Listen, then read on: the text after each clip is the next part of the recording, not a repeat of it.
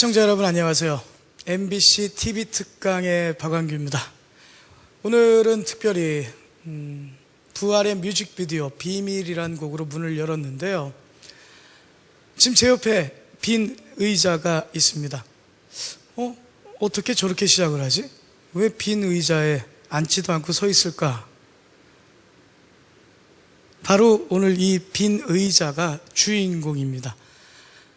누구를 앉혀야 될까요? 궁금하시죠, 여러분? 저도 궁금합니다. 오늘의 주제는 바로 박완규의 특강, 궁금합니다가 주제입니다. 방금 들으셨던 곡이 2011년 1월에 발표된 곡인데요. 부활의 비밀. 노래는 제가 불렀습니다. 물론 저는 그 당시에 부활의 멤버는 아니고요. 저는 1996년도부터 1998년도까지 부활에서 활동을 했었고요. 그 이후로는 팀을 떠나서 지금까지 솔로로 활동 중인 가수입니다. 그때 2011년 1월에 부활과 함께 할 수 있었던 이유는 제 음악의 스승이자 또 제 가깝게는 그냥 동네 큰형님 같은 부활의 김태원 씨가 저에게 기회를 주신 거죠. 10년 가까이 히트곡 달랑 2곡, 부활의 론리 나잇, 그리고 제가 솔로로 나와서 불렀던 천년의 사랑, 1999년도에 발표했던 곡인데요. 그 이후로 이렇다 할 히트곡도 없고 어리숙한 제 모습 때문에 세상을 너무 몰랐죠. 그래서 기획사 문제로 10년 가까이 활동을 제대로 하고 있지 못했는데, 그렇게 점점 사그러져 가던 박완규라는 작은 불씨를 제가 정말 마음 아프게 해드렸던 제 스승 부활의 김태원 씨께서 배반하고 도망간 제자를 다시 한번 살려줬던, 다시 한번 기회를 줬던 곡이 바로 부활의 비밀입니다. 저도 궁금했습니다. 첫 가사가 빈 의자와 마주 앉아서, 제 마음속에 빈 의자가 어느덧 생겼더라고요. 거기에 누구를 앉혀야 될까요? 저도 궁금했습니다. 처음에 제 빈 의자에 앉혀드리고 싶었던 분은 바로 이 노래의 작곡가인 김태원 씨였습니다.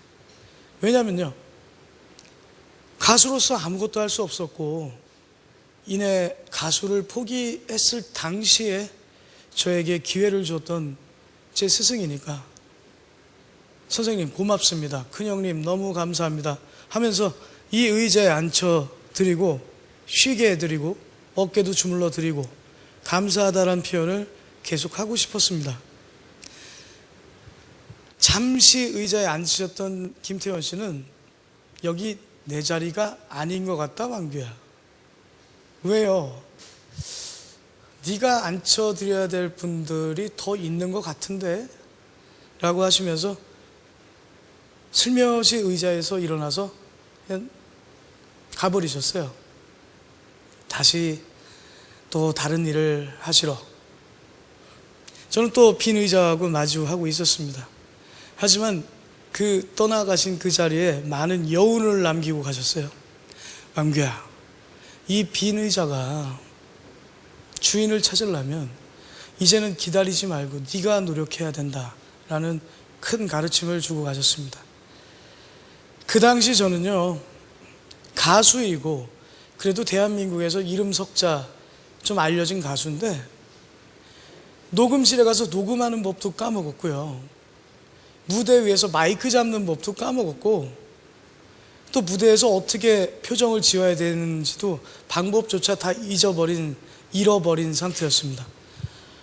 하나하나 제 스승이 저에게 회초리를 치듯이 다 가르쳐주고 또 하나씩 지적해 주시고, 그 부분 때문에 하나씩 알아가더라고요. 그러고 봤더니 또 부활의 노래 한 곡이 생각나네요. 요즘 한참 또 여러분들께 다시 사랑을 받았던 사랑할수록이라는 곡. 한참 동안 찾아가지 않은 그곳, 저에겐 어느 곳이었을까요? 바로 음악이었습니다. 그냥 늘 패배주의, 또 세상을 적대시하는 패배자로 계속 세상을 마주하고 살다 보니까 음악 17살 때 처음 마이크를 잡고 불러봤던 노래, 그리고 친구들과 신나게 정말 라면만 먹어가면서 북치고 장구치고 기타 치고 했던 그 음악, 저에겐 멀어진 옛 고향이 돼버렸어요. 스승은 거기부터 찾아보라고 저에게 가르침을 줬습니다. 그러면서 다시 저에게 큰 숙제를 주고 하셨죠. 이 빈 의자 어떻게 채울 거니? 약속했습니다. 노력할게요. 하나하나 예전에 20살 때, 17살 때, 24살 때 했던 대로 매일 일어나면 빈 의자만 생각하고 그 빈 의자에 내가 무엇을 했길래 아무도 앉아있지 않고 다 떠났는지 제가 다 일깨워 보겠습니다. 세포 하나하나, 제 뼈 마디마디 다 하나씩 일깨워 볼게요. 하지 않았던 일을 했습니다. 10년 동안. 목이 아프면 병원에 가야 되고 약을 먹어야 되는데 그냥 되겠지 하고 했던 제가 매일 일어나서 하루도 거르지 않고 걸어서 병원을 갔습니다. 가서 치료받고 또 연습하지 않았던 노래 멜로디들을 어느새 흥얼거리고 또 무대에 설 때 어떻게 서야 되는지 한번 제 혼자만 있는 방구석에서 무대인 양 서보기도 하고 마이크를 잡는 손 위치까지 조절을 해보고 하나하나 해봤더니 돌아오더라고요. 아, 스승은 이걸 하라고 한 거구나. 멋지게 무슨 스토리를 써내려가고 감동 스토리를 만들어서 사람들에게 알리고 그걸로 사랑받고 이런 게 아니라 네가 할 줄 아는 거. 넌 원래 노래하는 사람 아니니? 노래하는 사람이 왜 네 관리를 하지 않고 왜 연습을 하지 않고 감 떨어지기만 바라고 있느냐. 저의 태만, 저의 게으름을 그렇게 혼내셨던 겁니다. 착한 제자죠. 물론 배반했던 제자인데 다시 돌아와서 용서를 구하고 그 용서를 구하는 방법이 단순히 말이 아닌 스승이 남겨준 그 가르침에 대해서 매일같이 반복했던 저였습니다. 그 말 믿지 않았습니다. 노력하는 자에게 기회가 온다고. 웬걸요? 기회 오던데요? 계속 궁금해했습니다. 내가 왜, 나 노래 좀 했는데 히트곡도 있는데 왜 나는 안 될까? 계속 궁금해했습니다. 세상에. 근데 스승은 그 궁금증을 네 노력으로 풀어보라고 하셨는데 15년 전, 그 당시로 따지면 2011년도에 15년 전, 16년 전에는 그 뜻을 이해를 못했는데 다 망가지고 나서 스승의 가르침이 그거였구나라는 걸 알게 되죠. 궁금증을 풀어봤습니다. 노력하면서, 연습하면서, 건강관리를 해가면서. 왜 세상은 나한테 기회를 주지 않았지? 나 그나마 잘났는데? 노력하지 않았던 겁니다. 깨알 만한 재주 하나로 세상을 온통 밑으로 내리깔고 보고 있었던 저를 바라보게 된 거고, 그것도 30도 되지 않은, 30도 되지 않은 그 어린 나이에 그렇게 교만했던 저를 보게 된 거고요. 알게 됐습니다. 왜 스스로 걸어서 병원을 안 갔을까요? 목이 아픈데. 귀찮아서요. 내 목은 이 정도면 다 나을 거야 라고 해서 과신한 거죠. 자만했죠. 자만하니까 바로 하늘에서 재주를 주듯이 하늘에서 또 천벌을 주시더라고요. 목소리가 안 나오게 되는 지경까지. 자, 그때까지 가서 다시 스승을 만나고 혼나고 회초리를 맞고 다시 걷기 시작하고 했습니다. 하나하나씩 궁금증이 풀려갑니다. 방송 섭외가 들어오대요. 왜 이 잘나지도 그리고 방송 친화적으로 친절하지도 않은 박완규에게 왜 기회가 왔을까요? 세상이 기회를 준 겁니다. 그 당시에 저 같은 캐릭터가 필요했던 모양이에요. 저를 여기저기서 여기 박완규 씨 출연 좀 해주시죠. 그때 제 스승은 또 이렇게 얘기를 했습니다. 네가 그나마 그 정도 노력하니까 여기저기서 해주는 거다. 물론 뒤에서 스승이 힘을 써준 게 다 작용했다는 걸 알고 있는데도 제 노력을 칭찬을 해주셨어요. 어쨌든 스승은 이제 더 이상 나서지 않겠답니다. 네가 한번 걸어봐라. 네, 기회가 왔으니까 해볼게요. 했습니다. 늘 저에 대해서 어떤 이야기를 하시는지 한 번도 찾아보지 않았는데 여러분들의 느낌을 찾아보고 건방지다, 너무 게을러 보인다 박완규. 네, 지금도 살이 좀 붙었지만 그때 운동도 열심히 했습니다. 이 작은 키에 80kg가 넘게 나가던 몸무게 16kg, 17kg 감량을 했어요. 화면에 잘 나오게 아닙니다.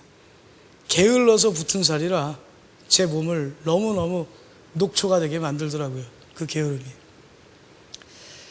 그런 노력을 통해서 어쩌다 보니까 그 당시 가장 핫하다라고 했던 프로그램 MBC 나는 가수다까지 섭외가 왔어요. 나갔습니다. 아주 잘난 척을 하고 나갔어요. 성적 좋았습니다. 평생 해보지도 못했던 1위를 몇 번, 한 4번 해보고. 여러분들 이런 말씀 드리면 믿으실지 모르겠지만 하루에 스케줄이 30개씩 들어요. 여기 와주세요, 저기 와주세요, 돈 드릴게요. 안 갔습니다. 처음에. 왜냐고요? 겁도 났고요. 스승이 저에게 했던 또 다른 가르침이 있었어요. 이 빈 의자의 주인, 첫 번째 주인이었던 스승이, 너는 지금 작은 불씨를 다시 피운 거다. 알았니, 완규야? 이거 큰 불로 만들겠다고 여기다가 기름 갖다 붓고 나무 쏟아 부어서 한 번에 잿더미가 되게 만들지 말고 작은 불씨에 감사하면서 손만 이렇게 조여라. 따뜻하게. 그게 바로 돈을 보지 말고 지금 네가 재기할 수 있도록. 이미 나는 가수 나와서 1등 됐는데 왜? 그러면 노래 잘하는 거 아니야? 그건 방송에서 만들어진 박완규였고요. 실제 그 당시 제 목 상태를 저와 제 스승은 잘 알고 있었던 거죠. 노래 한두 곡 이상 부르면 목이 금방 상해버릴 수 있는 아직도 빈약한 건강 상태. 근데 거기다가 그 당시 잠시 잠깐 인기가 올랐다고 돈을 벌겠다 나선다면 다시 한번 또 무너지는 제자의 모습을 미리 보고 계셨던 겁니다. 스승께서. 안 갔어요. 돈 안 벌어요 지금. 왜? 돈 많이 줄게. 그거 벌고 나 또 한 10년 노래 못하라고? 이렇게 얘기를 했습니다. 실제로 행사를 막 잡아다 주는 그런 기획자분들께 저 지금 노래 부르면 망가져요. 여기서 관리하고 건강이 우선이에요. 자, 스승의 두 번째 가르침까지 완벽하게 통했어요. 그때 스승께서 이렇게 말씀하십니다. 이제 의자의 주인공, 빈 의자의 주인공을 찾을 때가 되지 않았니? 자, 이제 두 번째 주인공으로 넘어왔습니다. 바로 제 부모님, 아버지, 어머니. 제가 올해 43살인데요. 저희 부모님은 아직 칠순이 안 되셨습니다. 저희 큰형님도 계시고요. 누나도 있는데 일찍 결혼하셨죠. 아버지 21살, 어머니 18살에 결혼하셨고 저희 큰형을 그때 낳으셨으니까. 근데 왜 요즘 세상으로 보면은 그렇게 많은 나이가 아니신데 왜 주인공이실까? 네가 왜 이렇게 가슴 태우면서 부모님 얘기를 하는 거니? 바로 못난 아들 덕분에 20대부터 개인의 인생이 없으셨던 제 부모님이 손자 손녀까지 있으신데도 아버지는 떼약볕 밑에서 일을 하셔야 했고 어머니는 늘 잠을 주무시지 못하고 속만 태우실 수밖에 없었어요. 아들이 가수한다고 돈 한 푼을 못 버니까 아버지께서는 젊으신 나이 때는 냉동창고에서 일을 하시더니 결국 예순을 넘기셔서는 폐차장에서 일을 계속 이어가실 수밖에, 그렇게밖에 할 수가 없었어요. 왜냐하면 내가 벌지 않으면 손자 손녀들이 굶으니까요. 아버지 당신께서는 그렇게 일을 하셨고요. 어머니께서는 늘 위장병을 달고 사셨는데 결국은 아들 때문에 더 위장병이 심해지시고 결국은 몸에 적신호가 오셨는데, 아버지가 또 지극정성으로 어머니를 잘 보살피셔서 간신히 큰 병으로 넘어가진 않았습니다. 잘 되고 나서 스승을 만나서 다시 한번 자각하고 잘 되고 나니까 그 빈 의자의 주인공이 바로 보이지 않는 곳에서 저를 지켜주셨던 제 부모님이라는 걸 알게 됐습니다. 명절 때마다 한 10년간 가장 괴로웠던 저였는데 아버지께서 늘 이렇게 말씀하셨어요. 야, 명절 때 집에 좀 오지 말아라. 그 이유는 야, 그런 명절 때 가족 프로그램 이런 데 좀 나와서 노래 부르는 거 없냐, 너한테는 기회가? 아시죠, 여러분들? 명절 때는 탑스타들 그리고 유명한 사람들 이게 나와서 한 자리에 모인 가족들을 위해서 이제 재밌는 노래 부르고 쇼하고 하는 건데, 저에게는 그런 게 없었어요. 가요 프로그램도 나가질 못했으니까. 그런데 나는 가수다에 나가서 잘 되고 나니까 그 당시 2012년도 설날 때 드디어 처음으로 집에 안 가게 됐습니다. 집에 가지 않게 됐어요. 스케줄이 있어서. 그때 가장 행복해 하셨던 분들이 바로 자식이 명절 때 오지 않는데 좋아하시는 부모님, 여러분들 보셨습니까? 보셨어요? 저희 아버지는 진짜 동네방네 소문을 다 내셨답니다. 야, 우리 아들이 이번에 못 와. 스케줄이 있대. 네, 명절 때 방송에도 나오고 촬영도 했습니다. 제가 제 빈 의자, 박완규의 그 게으름, 또 패배주의에 휩싸인 박완규가 수많은 빈 의자 중에 두 번째 주인공을 찾아드리고 싶은 게 저희 부모님인데요. 할 줄 아는 게 노래밖에 없어서 설날 선물로, 2012년 설날 선물로 그걸 드렸습니다. TV에서 큰 절을 올렸고요, 세배를 드렸고 노래 한 곡을 불러드렸는데 그게 바로 이 곡입니다. 나는 가수다에서 4등을 했는데 저는 정말 한 특등 같아요. 최우수상, 대상이 있다면 저는 제 스스로에게 주고 싶은 곡은 바로 이 곡입니다. 저희 부모님께 바쳤던 곡, 그 당시 화면으로 잠시 보여드리고 싶네요. 나는 가수다에서 불렀던 어느 60대 노부부 이야기 들려드릴게요. 오늘은요, 아버지를 떠올리면서 이 노래를 부르겠다고 합니다. 그 노래는요, 김목경 씨의 어느 60대 노부부의 이야기. 아낌없는 박수로 박완규 씨 맞아주시죠.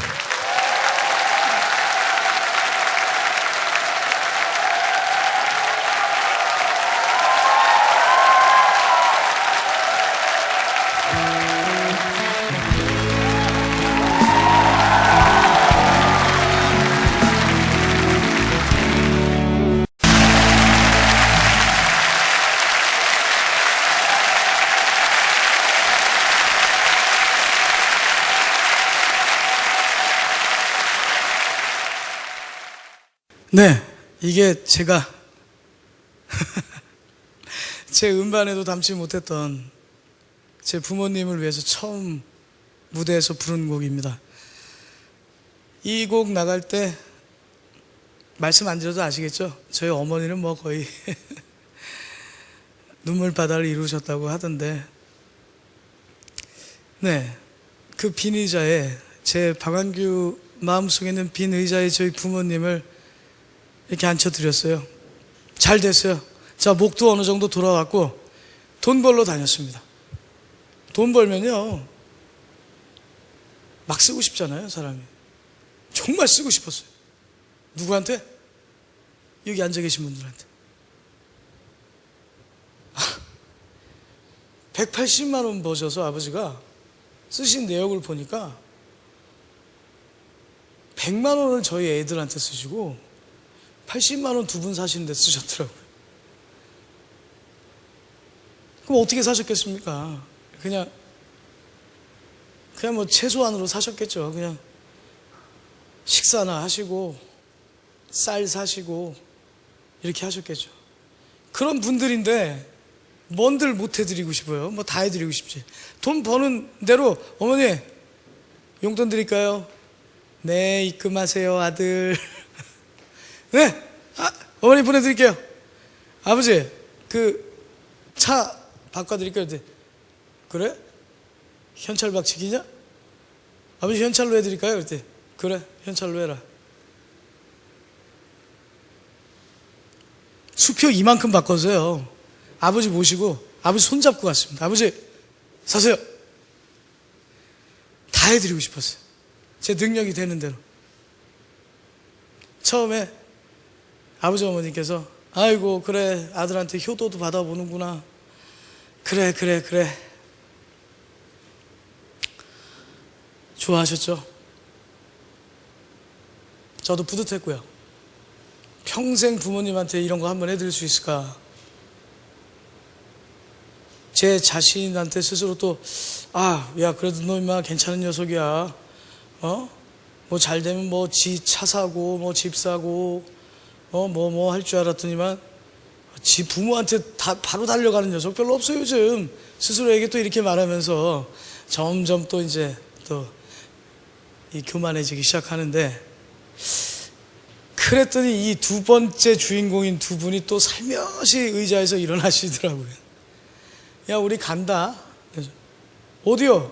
그랬더니 아니 좀 쉬었으니까 또 가서 일해야지 하면서 저에게 또 빈 의자를 또 선물로 주고 가시네요. 여기 또 누구 앉히라고 궁금한데 이거 또 누구 앉혀야 됩니까? 엄마 궁금합니다. 누구 앉힐까요? 그랬더니 너 그러더라고요. 어머니가 너 저요? 저보고 제가 앉으라고요? 나한테 너. 그때 알아들었습니다. 네 새끼들 앉히라고 이놈의 새끼야.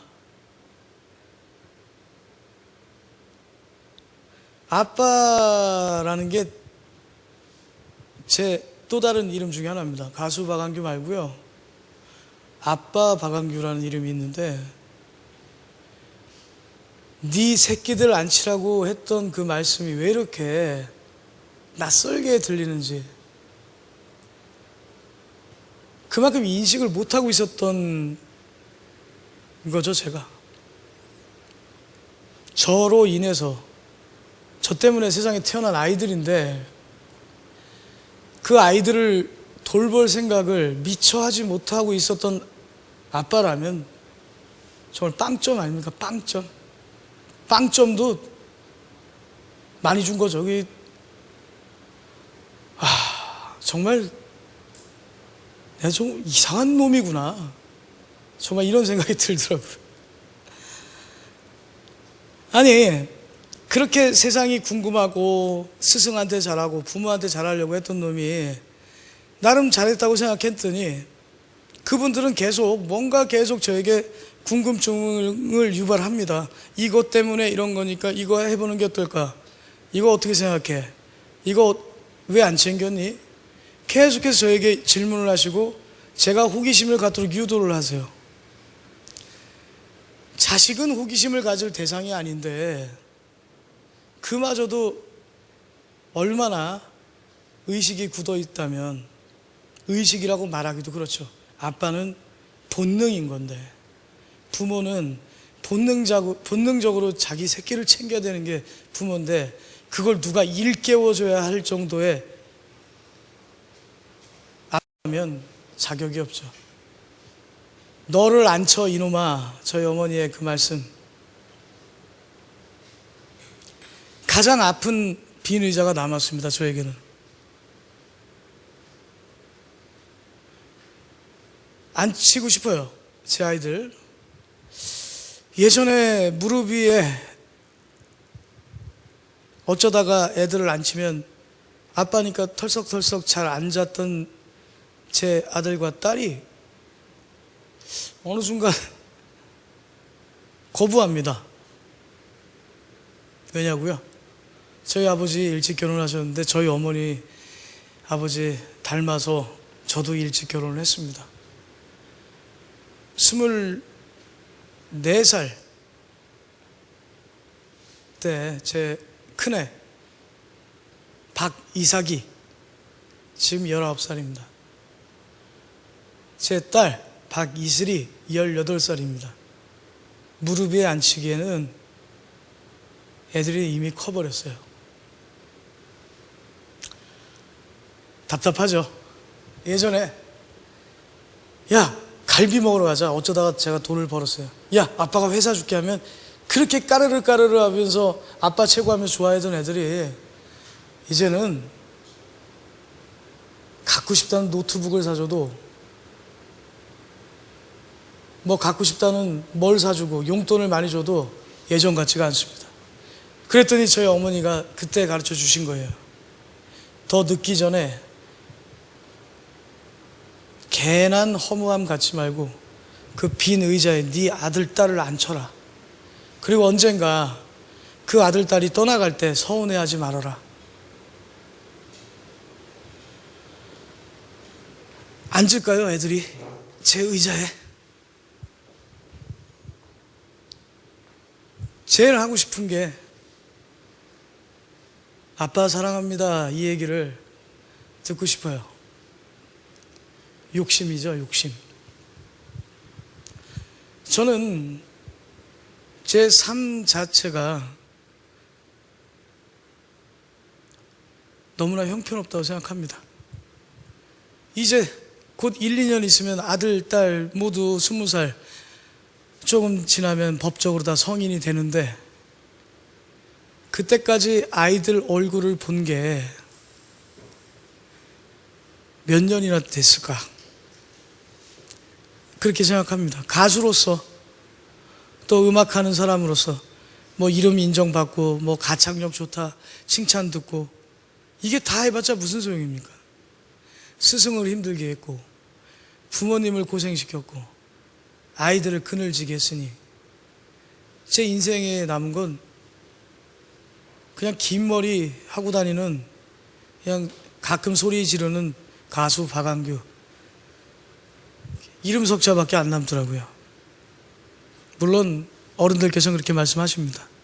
자식은 크면 다 떠나는 거다. 미련 갖지 말아라. 최선만 다해라. 그 최선의 백분지일도 해보지 못했던 아빠니까 이제 제 가슴속에는 후회만 남았습니다. 어떻게 할까요? 아이들 그냥 성인 되면 알아서 하게 해줘야 될까요?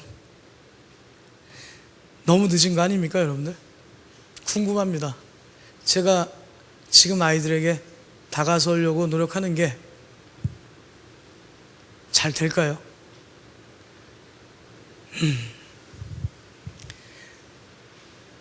비록 나일뿐인 아빠지만 저도 제 아이들을 위해서 죽을 수 있습니다. 제 아이들을 위해서 위기의 상황에서는 뒤도 돌아보지 않고 제 목숨을 버릴 수 있어요.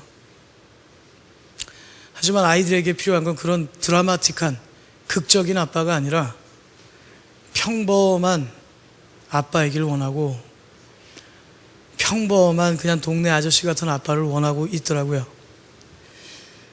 하지만 어쩝니까? 아빠의 직업이 이래서 머리를 기르고 다른 아빠들은 잘 입지도 않는 쫙 붙는 바지를 입고 뾰족한 구두를 신고 이러고 사는데 어떻게 아이들에게 다가설까? 계속 고민했는데 이제 아이들이 저에게 답을 줍니다. 아빠 하던 거 하세요. 그런데요, 잘하세요. 아빠 음악 하고 싶어서 그렇게 사셨잖아요. 그럼 음악이라도 잘하세요.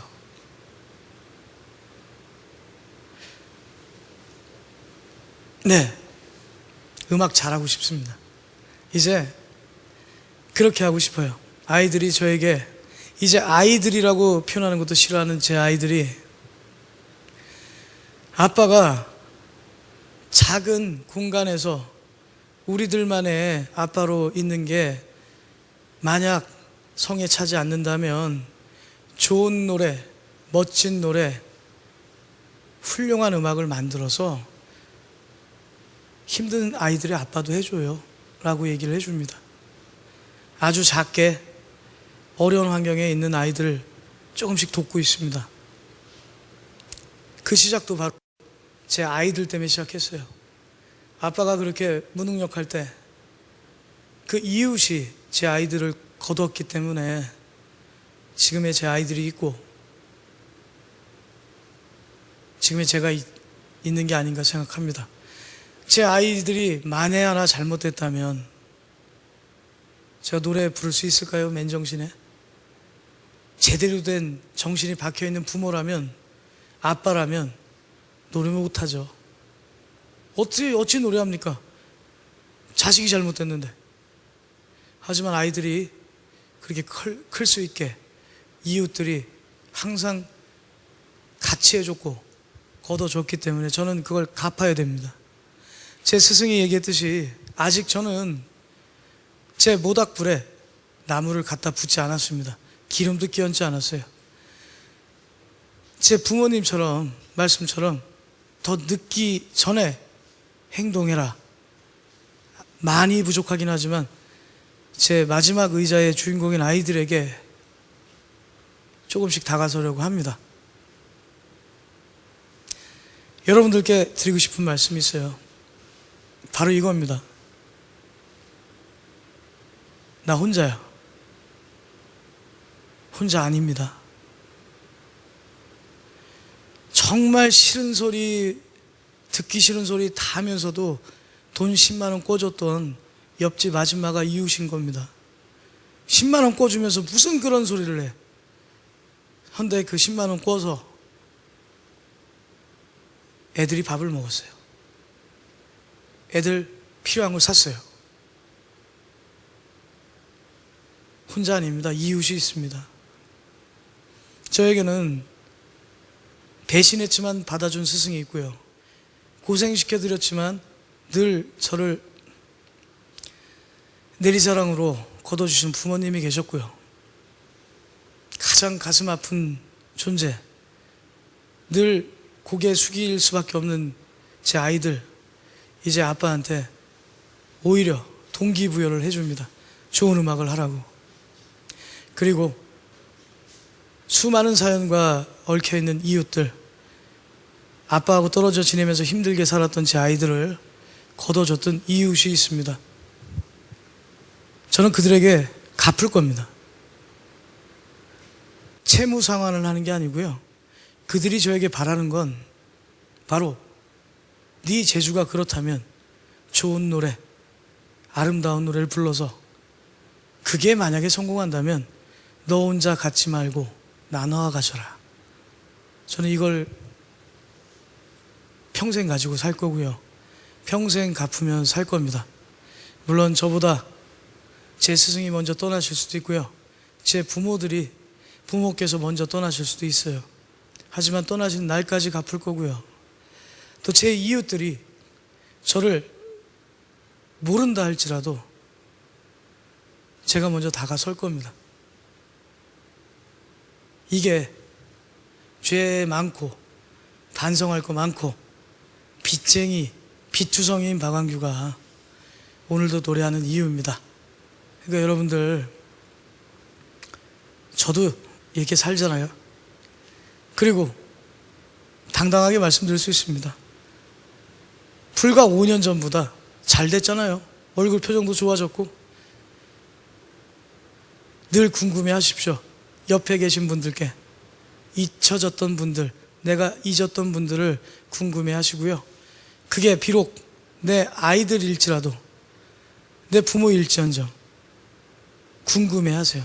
내 부모 알아주겠지, 내 자식들 알아주겠지, 모릅니다. 말해야 돼요. 그리고 궁금해야 됩니다. 내 부모에게 어떤 일이 있는지 궁금해야 되고요. 내 자식들에게 늘 관심 가지셔야 되고요. 그리고 하나 더, 멀게만 느껴진 이웃 어떻게 사시는지 궁금하게 생각하시면 됩니다. 그러면 저처럼 도움받고요, 또 저처럼 또 남을 도울 수 있는 마음까지 갖게 됩니다. 포기하지 마시고요. 저는 이제 모든 말씀을 이제 끝내고요. 이제 여기서 말씀 그만 드리겠습니다. 노래 한 곡 부르고 물러날 건데요.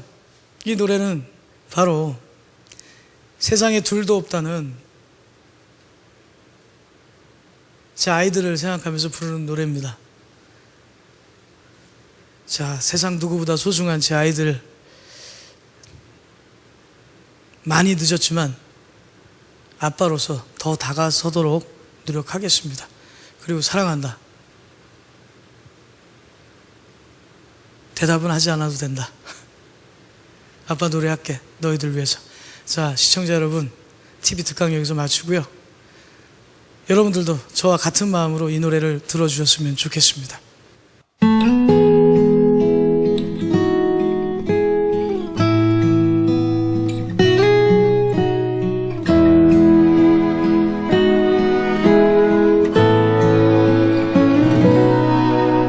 사랑하기 전에는, 그대 사랑하기 전에는 사랑 아무것도 모르던 내가 나보다도 소중한, 세상 누구보다 소중한 그대를 만나서 가슴이 떨려.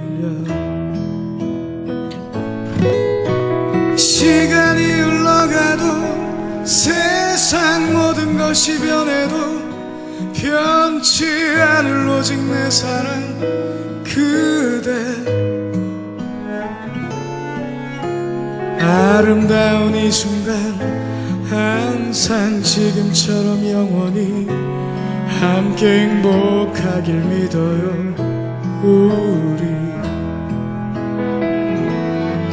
힘들면 내 손을 잡아요. 어둠이 오면 내 품에 안겨요. 영원토록 그대를 지켜줄게요. 내가 가진 사랑 모두 그대에게. 사랑하기 전에는, 그대 사랑하기 전에는 사랑 아무것도 모르던 내가 나보다도 소중한, 세상 누구보다 소중한 그대를 영원히 사랑합니다.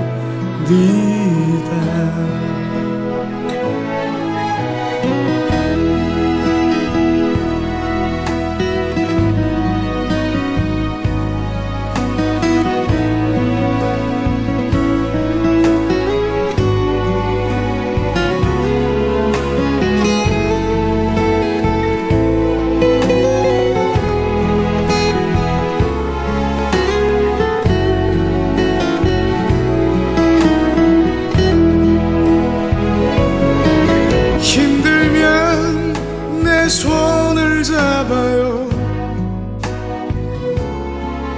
어둠이 오면 내 품에 안겨요. 영원토록 그대를 지켜줄게요. 내가 가진 사랑 모두 그대에게. 사랑하기 전에는, 그대 사랑하기 전에는 사랑 아무것도 모르던 내가 나보다도 소중한, 세상 누구보다 소중한 그대를 영원히 사랑합니다.